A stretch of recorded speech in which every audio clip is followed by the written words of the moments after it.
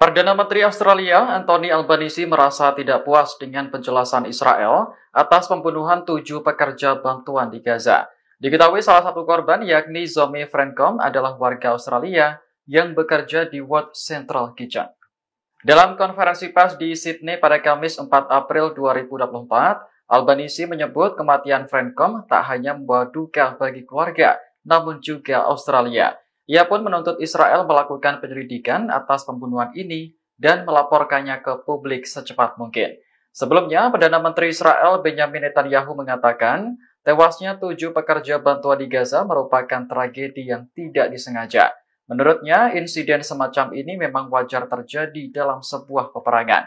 Pernyataan inilah yang mengundang kecaman dari Albanese karena Netanyahu dianggap tidak menghargai nyawa orang-orang tak berdosa.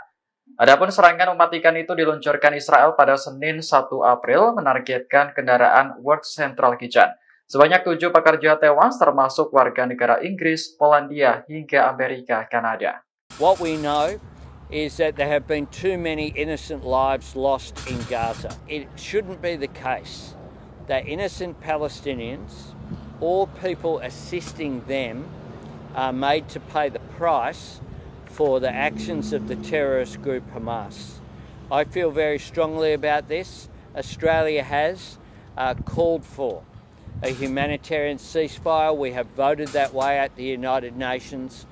I've issued multiple statements with the Prime Minister of Canada and New Zealand, as well as with ASEAN leaders.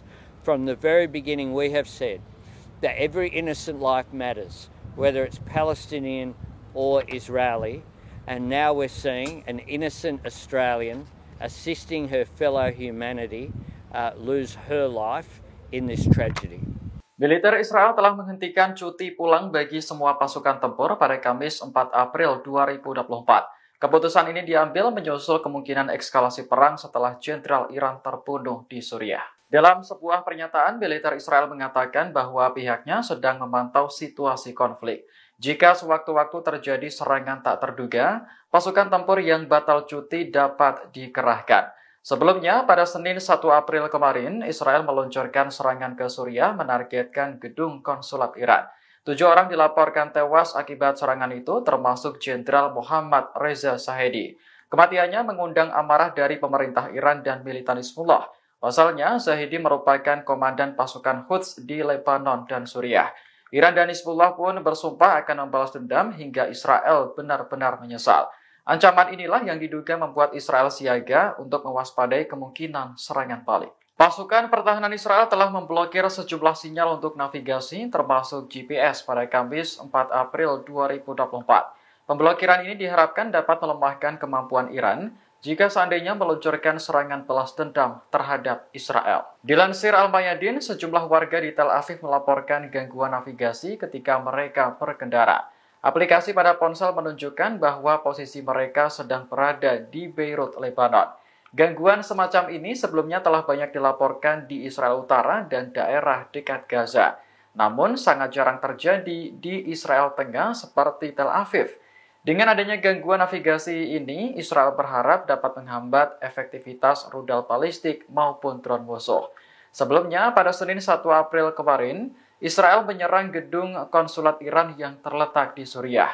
Serangan ini menewaskan 2 jenderal Iran serta 5 perwira militer lainnya. Salah satu jenderal yang tewas adalah Mohammad Reza Zahedi, komandan pasukan Quds di Suriah dan Lebanon. Kematiannya mengundang amarah dari pemerintah Iran dan militan Hizbullah. Keduanya bersumpah akan membalas dendam hingga Israel benar-benar menyesal. Belakangan, militer Israel telah meminta pasukan tempurnya yang cuti untuk kembali bertugas. Jika seandainya terjadi serangan mendadak, mereka sudah siap siaga. Download Tribun X sekarang, menghadirkan lokal menjadi Indonesia.